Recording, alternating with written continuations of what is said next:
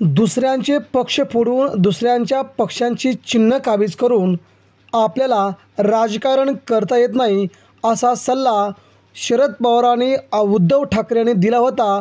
आता मात्र भाजपची अवस्था त्याहूनही बिकट होत चालली आहे। उद्धव ठाकरे यांचे आमदार खासदार फोडून शिंदेंच्या गळा लावून दिले, शरद पवारांचे आमदार त्यांच्या गळा लावून दिले।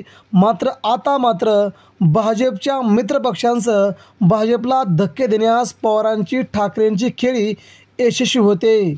थेट उद्धव ठाकरे आणि शरद पवारांनी प्रदेश अध्यक्षच फोडला आणि राज्याच्या राजकारणात खूप मोठी एक उलाढाल पाहायला मिळायला लागली। मित्रांनो, बातमी येत आहे थेट पश्चिम महाराष्ट्रातून।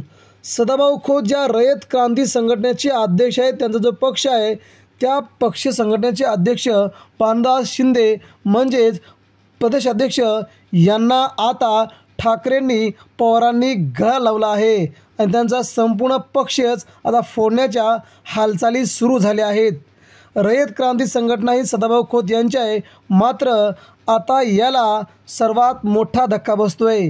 म्हणजेच सध्या देवेंद्र फडणवीस यांना सोबत घेऊन सध्या रयत क्रांती आपलं राजकारण करत आहे आणि हा मोठा धक्का बसल्यामुळे खूप मोठी अडचण निर्माण झाली आहे।